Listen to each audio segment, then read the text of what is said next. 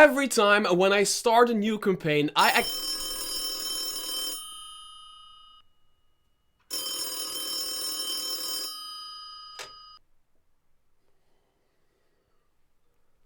Hello?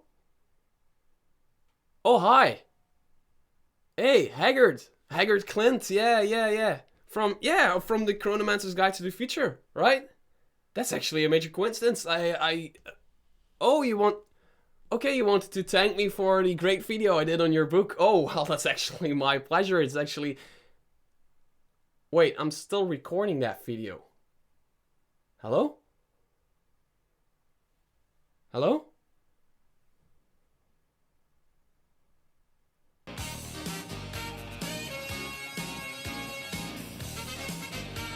Hi there fellow role players and game masters, my name is Mr. Trough and this is still your go-to YouTube channel for everything Dungeons & Dragons 5th edition, third party related, and today I'm talking about the Chronomancer's Guide to the Future. This thing has been sitting right there on my shelf for quite a while on my channel when you've been watching my channel, and a lot of people were asking me what it actually is, what it does, and what purpose it can serve for your game, and I'm actually now ready to give my full opinion on it. So there's two things I want to do. I want to first talk about the book in general, what you get from the book, and then I want to open the PDF later in this video and just show you a few things that I really like. For example, page 17. I really like page 17, but I will show you later in the PDF. The first thing I need to talk about is what is the Chronomancer's Guide to the Future. Now, if you want... Actually, it is two things. For me, it is two things. The first thing it serves as some sort of dungeon master guide for people who want to have time travel in their game. Whatever their game is. If it is classic Dungeons and Dragons, if it's high fantasy, it might be a steampunk setting, whatever 5th edition you're playing, or even non-5th edition, filled with tips for people who are playing like Pathfinder or whatever, Star Wars, I don't know, and people who want time travel in their game. There's an entire section that kind of functions as a dungeon master guide, where the writer, by the way, Haggard Clint, the writer talks about all the different forms of time travel, and there's like a lot of them. Like he talks about there's one major timeline, and if you change something in the past, just the one timeline changes, and if you go to the future or you stop something from happening, it changes there, but it only changes for that timeline. And then there's the complete opposite, where everything you change forms a new timeline, and within that timeline, if you change something else, it forms another timeline and forms this infinite amount of timelines. There are many different ways of looking at time travel, and they actually talk about how you can manage it as a dungeon master, because believe me, I am experienced in absolutely fucking up when it comes to time travel in Dungeons & Dragons. Time travel is one of the hardest things to nail in an RPG at your table, because there's always people that know better than you, and that's where the issue is for me. But I will talk about that in a second. For example, if you look at Back to the Future, for me, Back to the Future is the movie, the trilogy. There is nothing better than that thing created by Robert Zemeckis, with the best actors in the world, the best screenwriting, the best photography, everything is just the best humor. It is the best movie trilogy, but it is filled with mistakes, plot holes, paradoxes, stuff that doesn't make sense, contradictive stuff, like they say one thing about time travel and then they do a completely other thing about time travel. And guess what? I don't care, because I'm having fun while I'm going about it. And that's the major thing I took from the Chronomancer's Guide to the Future, from the first section, where they talk about implementing time travel in your D&D game, is that it is up to the dungeon master, because nobody really knows the rules of time travel, right? There's 1,000 theories, but nobody really knows the rule of time travel. And even if there are a set of rules, Who says they cannot change? Because you're messing with freaking time, and maybe you are also messing with the laws of physics while you're messing with time. So you as a dungeon master really need to put your foot down when it comes to rulings. If you're not ready for that as a dungeon master, do not get time travel involved. I have time travel in my game right now, and I had my players just pointing out mistake after mistake after mistake, and I'm just like, I'm the dungeon master. This is how we're going to do it. And now they're okay with it and they're just having fun. So that's a major thing. It's just like a disclaimer before you start with time travel, because it is really a shithole that could go wrong very quickly. Now, the second part of the book, and there is a lot to this book. The book is, just to be completely clear about this, the book is 155 pages long, filled with some awesome artwork, and there's some artwork that shouldn't have been in there scattered around in the book, but the majority of the artwork is awesome. So the second part of the book is actually, for me, it is it's a campaign setting-ish for playing in a cyberpunk environment, or a diesel punk environment, or a steampunk environment, or a future punk environment, or whatever punk, I don't know, punk rock environment for playing in there. It's filled with rules for traveling through time. It's filled with new feats you can use for when playing in a cyberpunk setting. There are things you can do with your body. You can install a cooling system in your body, and then you can have like basically they are feats, but they are more stuff they do to your body, so you become like half a robot, half a human, or something like that.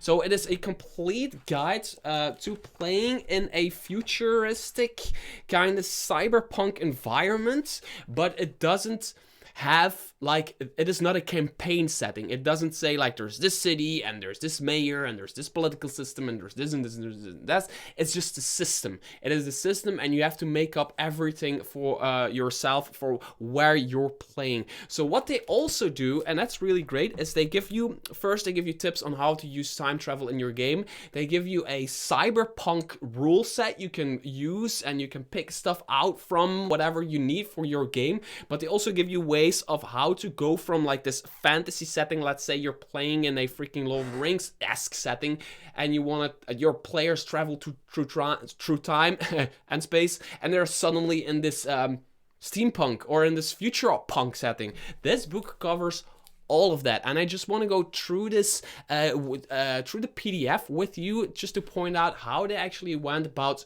doing that, and some cool stuff they figured out, and some cool stuff they added in here, because I think it's really smartly written, and it is on DriveThruRPG. If you want to get it for yourself, make sure to click the link in the description below. So without further ado, let's get into the Chronomancer's Guide to the Future. As you can see, the cover is really cool with the purple going on, and the entire artwork of this book is it's really consistent in a way where it, I just want to show you really quickly, where they leave a lot to the imagination, but they are still showing very well what they are going for. They're going for this cyberpunk future where most people have like all kinds of stuff going on, bionic arms and everything, and everybody's mutated in a way. They're like half robots, and there's like a lot of scientists doing weird stuff, and we don't want to really live there. That's basically the idea behind the entire thing, at least for me. So there is an entire list right here with inspiration where they got it. It's like, of course, Back to the Future is in there. Of course, there's like a lot, like the Matrix is in there.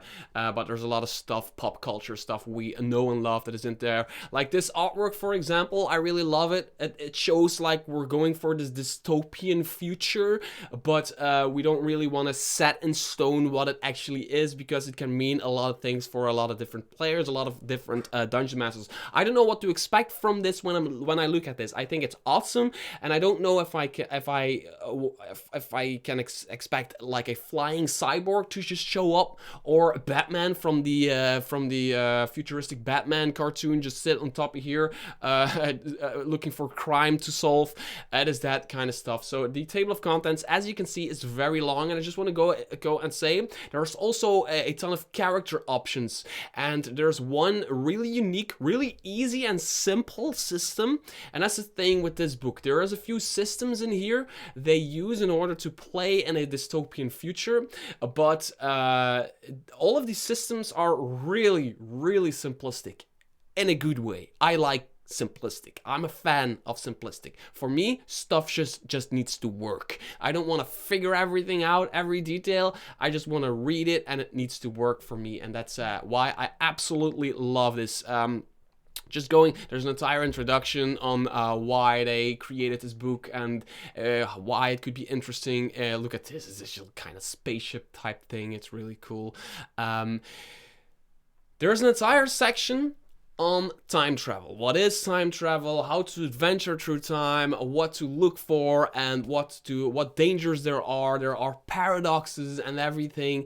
And the basic thing is, and something that I think is really interesting, there is a lot of ways of looking at time travel. You can go completely berserk with it and have gazillion timelines and have people traveling from one timeline to another, and you have to write everything down, and you almost need an assistant as a dungeon master in order to track everything. And you can go as simple as like one major timeline that just changes if you do stuff, but there is all things in between you can do, and they actually talk about how you can use all of those different ways of time travel in your game. And one way I really like, what they talked about, is using rifts in history, kind of like important moments where let's say our timeline, right? There is important world-changing events like, I don't know, World War II, 9/11, Hiroshima, the first pill against AIDS, I don't know, Woodstock, whatever. Points in history that were really significant. And you as a dungeon master could create this timeline. This timeline for your world, and you can have rifts in there, and players can only travel to those certain points and change something around there to change actually the history or to change what is coming after that. So it becomes a little more manageable for you as a dungeon master in order to do that. So they talk about all of those ways of looking at time travel in your game, and there are some really good tips in here. And the best tip in this book, by the way, there's also random rolling tables in this book, which I really like. There are rolling tables on how, for example, you can look at a history that might change. So there might be like something that somebody changes something in a timeline, and then you want to make something up, something random that happened, because there's the butterfly effect. You step on a twig and suddenly, I don't know, President Trump is president again, something like that. So this is a rolling table for that kind of stuff, where you create random stuff that can happen when people change things. But here they talk about the prime dimension. There is a prime dimension and a prime timeline, and I really think that's an interesting part. You should, as a dungeon master, well, you could, and you shouldn't if you don't want to, but it's really smart to have like a prime dimension, which is like the baseline. That's like the leading dimension, which is your own timeline, and then all of the other timelines aren't the prime timeline. So you always go back to that one prime timeline, and you try to make that thing work. And when you have to figure something out or fix something, you actually my head is already hurting. You actually go back to that prime dimension. That's like the baseline. It's set, but everybody, of course, who lives in their dimension thinks that their dimension or their timeline is the prime timeline. A good example for like a prime timeline thing kinda is the Adam Project on Netflix with Ryan Reynolds, which I thought was a cool, really cool time travel movie. But the thing I wanted to show you was page 17. So they talk about time travel for an entire section, for like 16 pages, like how you can do it, all the different ways you can use, what could change, prime timeline, prime whatever. And then they give you 5 rules of time travel. And rule number 1 is don't travel through time. The first And most important rule of time travel is to simply not do it.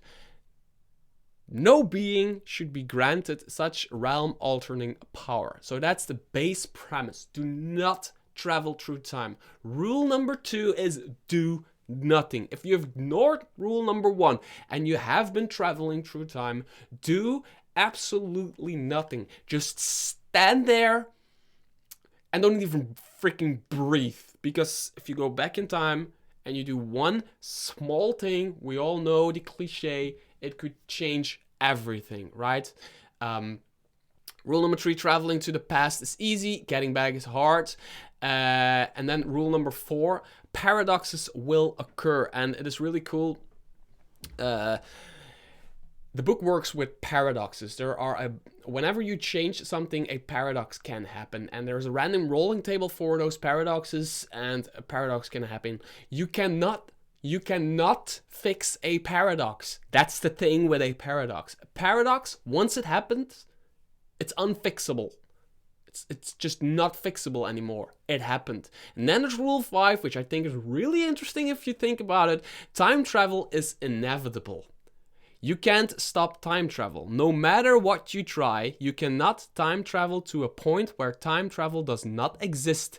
Even if the precise moment in time of its discovery were visited, the very nature of visiting it and then vanquishing it means time travel will persist.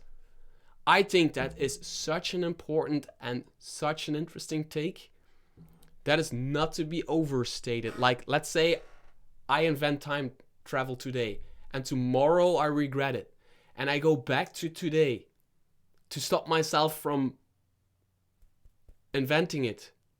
I will never be able to stop myself from inventing it if I stop myself from inventing it, because tomorrow I cannot time travel to stop myself.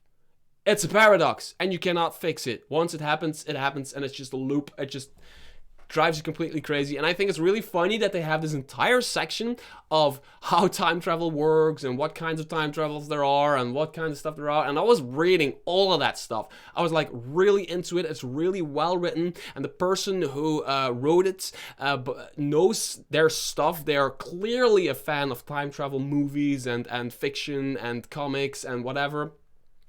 And then page 17, they're just like, do not do it. By the way, here's how you do it, but don't do it. I think it's really funny. But other than that, there's an entire section. I'm not going to, of course, cover 160 pages of the book, but there's all kinds of, like, there's a section on building a time machine.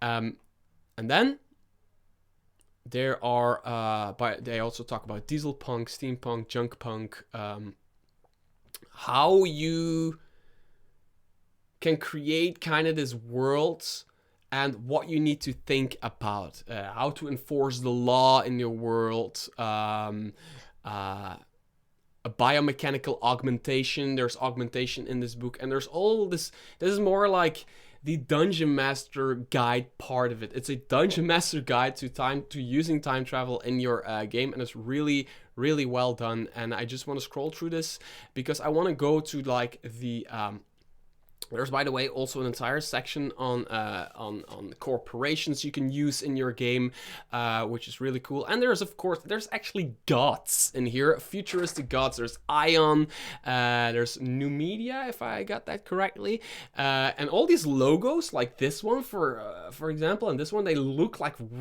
logos that could really be on my phone. Like, they look like real app logos. So there are gods that people worship, like the goddess of fame and the god of code and corruption and stuff like that. So yeah, they even talk about gods, and there might be in a futuristic world, there might be even people who believe in like some sort of coding god.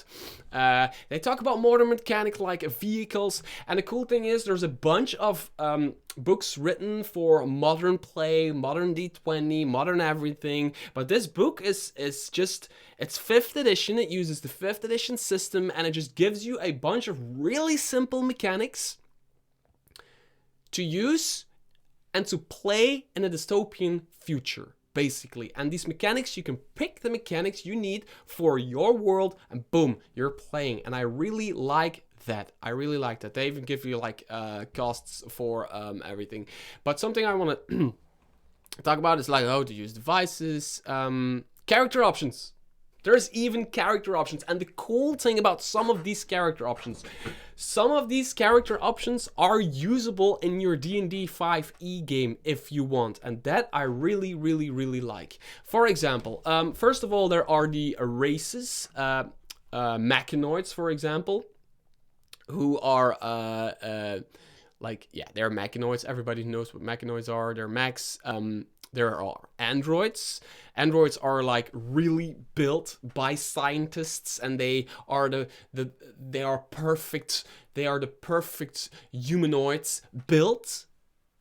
But they're humanoids because they have like their own brain and they can talk and they can think and everything. And they talk about different kinds of androids. You could be a born android. You were born an android, either developed by a team of engineers, scientists, thinkers, or just a single creator, blah, blah, blah, blah. But you could also be a cyborg. You were once a humanoid, but through advanced augmentation, you are now considered more akin to the mechanoid kind. As a cyborg android, you show great resilience and skill with augmentation. So those are the races, but it is actually... Oh no, there is another automation, which are basically robots and machines built for one purpose. So in the artwork, you can see this war machine right here, and these machines are built for one purpose. And you can have like whatever you choose, what your purpose, what your protocol was in your previous life, that is a boon you actually get. For example, if you were defensive, your armor class is now 16 plus dexterity modifier while not wearing armor. You could be a translator, which means you get 5 additional languages, which is really cool, because if you play like a wizard who already is like uses one of those feats, they get more languages, and then they do the translator thing, they get more languages, and you can become like this person who knows like almost all languages, basically C-3PO, right? So you are a translator. So they really did a good job in splitting up the different types of, I'm gonna say robots, but they're not really robots. Like they're androids and they're mechanoids and they're automations, but they did a good job in splitting those up and giving those really specific powers. And I really like this list because you can really build some really strong and cool and thematically correct, which is more important than strong, thematically correct characters from that, which I absolutely love. Now, there's of course backgrounds, like a hacker, for example. But something I really want to talk about, and I'm going to go to the index because otherwise I'm scrolling through the entire thing and my PC is super slow. So I have to wait. Where's the index? For example, there is the Paladin background right there. Oath of the Constant. I absolutely love this. Have existed as long as recorded history. The Oath stresses the protection of the space-time continuum and assurance of its natural flow. So all they do is be neutral and have everybody else be neutral and do not mess with space and time. And every time somebody messes with space and time, they feel the urge to fix it. And that I really like. And the cool thing about it is this class, if you put aside the cyberpunk theme, you could use it in a 5e game. You could just play Dungeons & Dragons with this class. And I'm going to play an Oath of the Constant Paladin. I absolutely love it. It's so great. For example, perfectly balanced. As a reaction, you can use your channel divinity to target one creature within 60 feet and balance the probability. When a character makes an attack roll, ability check, or saving throw, the roll becomes a 10. You can choose to use your channel divinity after the die is rolled, but before the outcome. So you're keeping everything neutral. You can say like, okay, somebody's trying to jump over a pit or whatever, but they have done something to make it easier for themselves, ergo messing with time and space. The paladin is like, nope. You're gonna roll a 10 on that and see if you succeed, because that's the middle ground. And if you then succeed with just add your strength or whatever to jump over that pit. If you then succeed, then you should have succeeded. But if you don't succeed, you fall in the freaking pit and die. That's how the Oath of the Constant is. They're like, for me, in my opinion, they're like extremely neutral. Reverse Paradox. You can use your channel divinity to balance the possibility of chance. As a bonus action, you target a creature who is currently at advantage or disadvantage within 60 feet. You dispel the advantage or disadvantage. So somebody's like, I have advantage. And you're like, nope, you don't. All that stuff.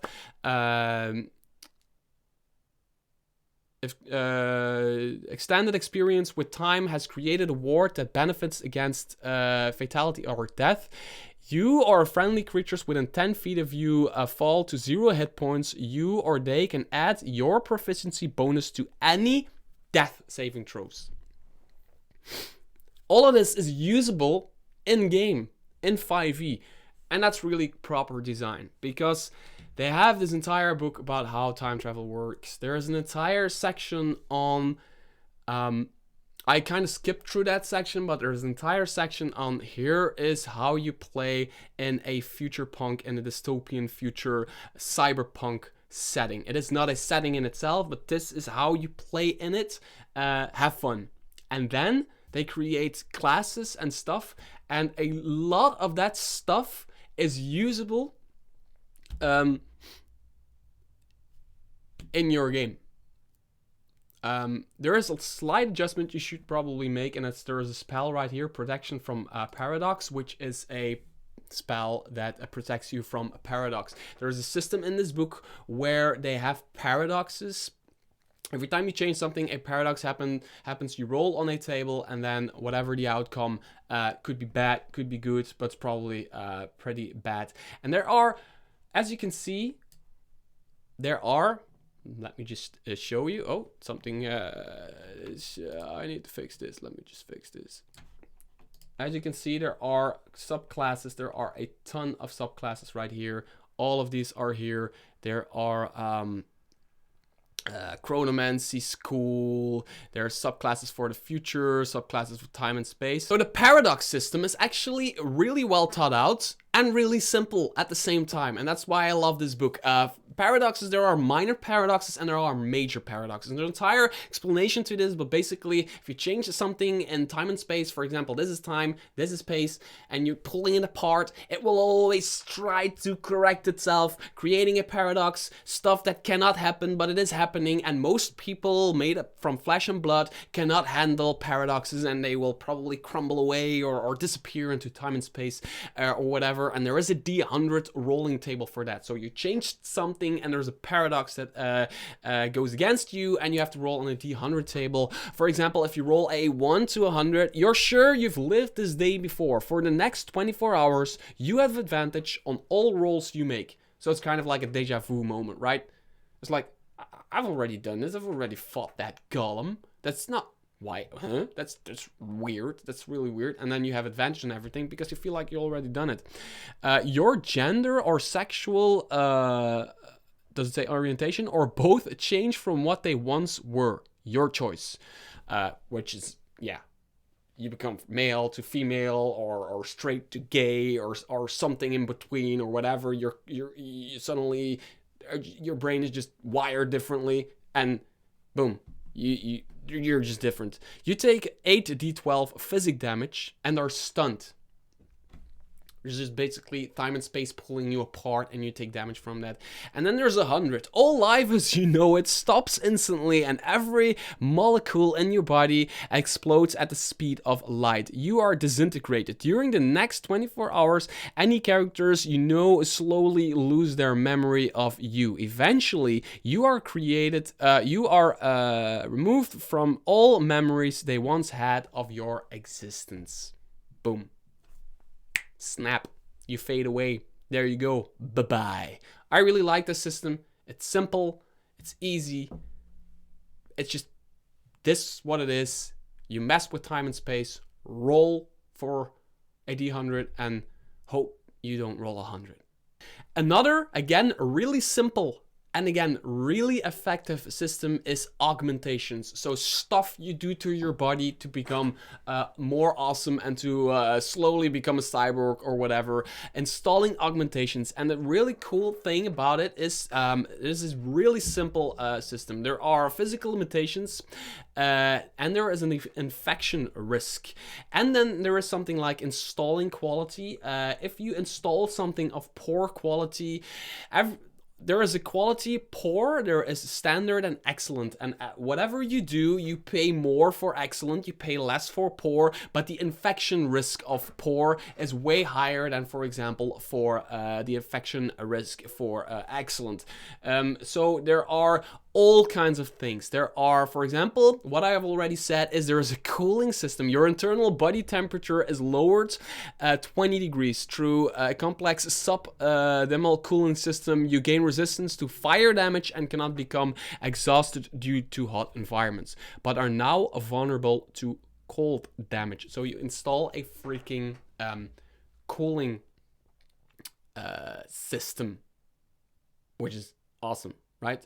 So every augmentation has like a value here in PC, and that is actually the power cost.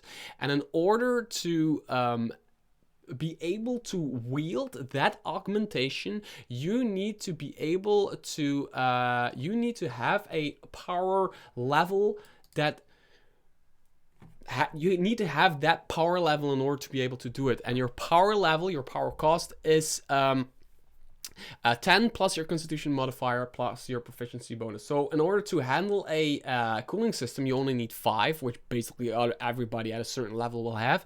But for some, it says 15, and I think there's even higher stuff. So there's an adrenaline surge. As an action, you can flood your system with adrenaline for 1 minute. You can gain a +5 bonus to wisdom, perception checks, and dexterity saving throws for 1 minute.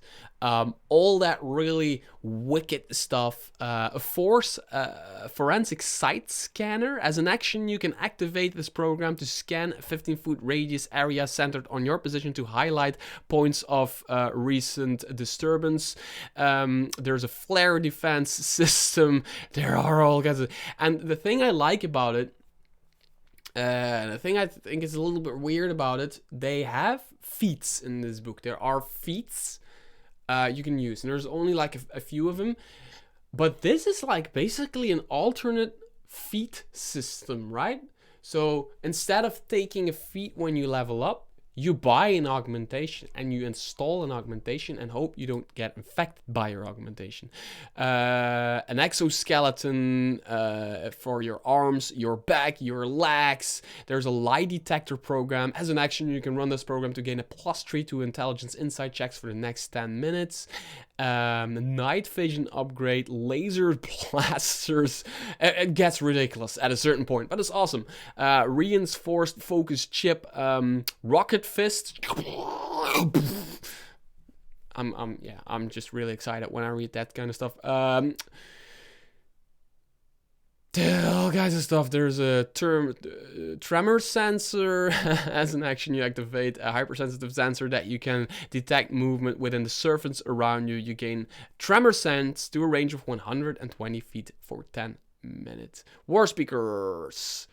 All kinds of stuff is in here, and it kind of, for me, it's kind of like a alternate feat system, and I really like it.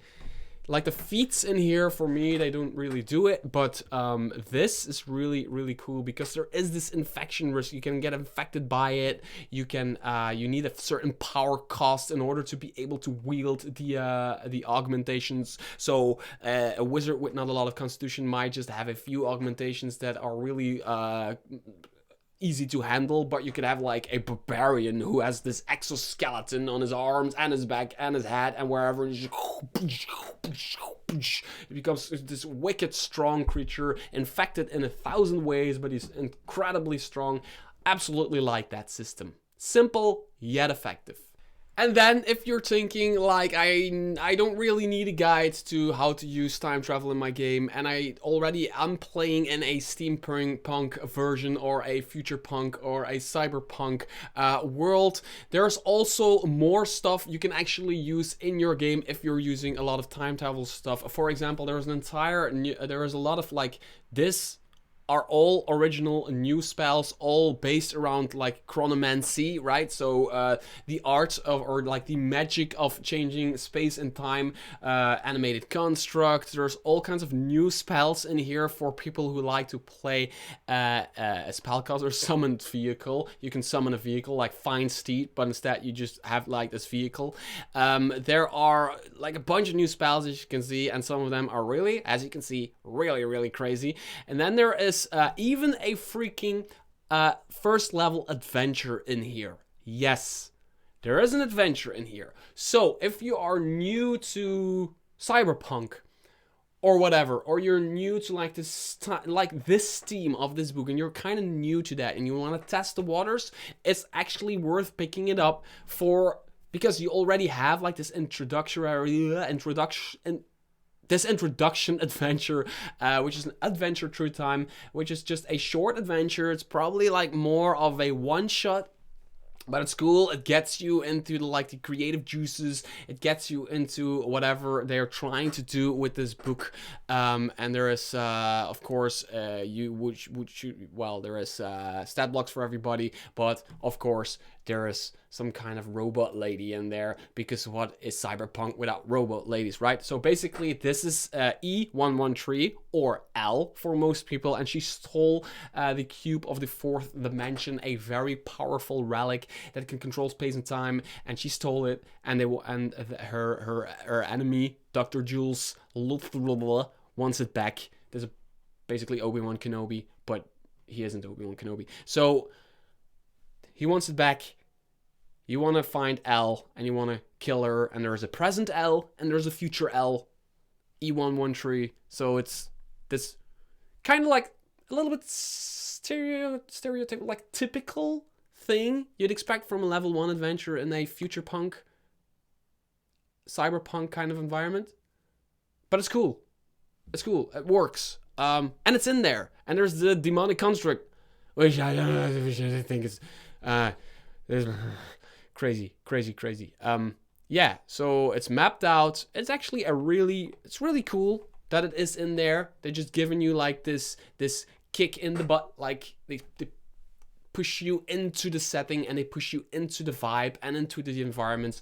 Really like that they did that. And there's of course an entire I want to call it a bestiary, but it's more like there's all kinds of weird stuff going on here. There's a really crazy skeleton spider type thing. There is an arcane agent. There are Chronomancer wizard, clock watchers, so spellcasters who use time and space. There is an angry crowd and a stampeding crowd, which I really like, because in this book they talk a lot about like there's overpopulation in the future. Well, there's overpopulation right now, but I mean in this future there's like really overpopulation, like in the 5th element, something like that. There's so much overpopulation, so there's a lot of crowds that get angry and they want to fight the government. So there's stats for an angry crowd, or stats for stampeding crowd. Sorry, there's a freaking Tyrannosaurus Rex who has a rocket launcher on its back. I'm just gonna keep scrolling.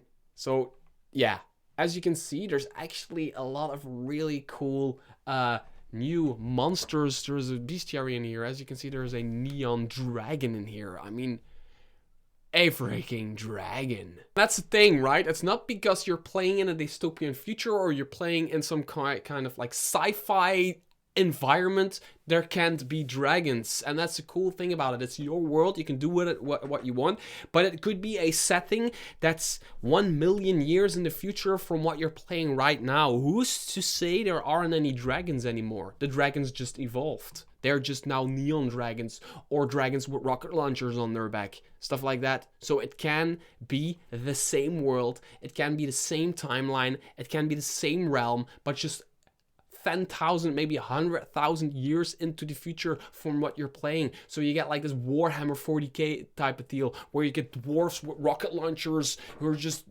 really crazy, and they have axes that have freaking, I don't know, jet engines on them to hit you very fast. And yeah, that's all of that stuff. If you want to play that, you can use it using this book. And that is basically it. No, I'm actually lying. There's a lot more to the book, but I don't want to show you everything. And my review / flip through of this is already very hectic and all over the place.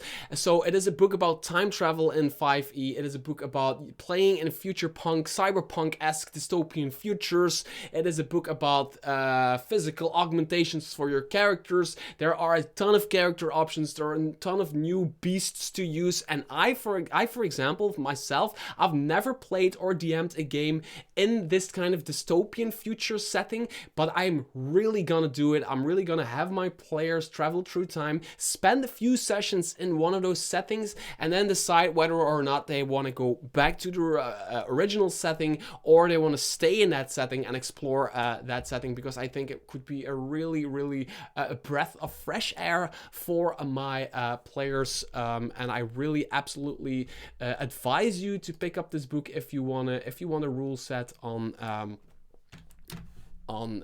playing in dystopian futures and everything. It is on Drive-Thru RPG. Click the link in the description below, and until next video, bye bye.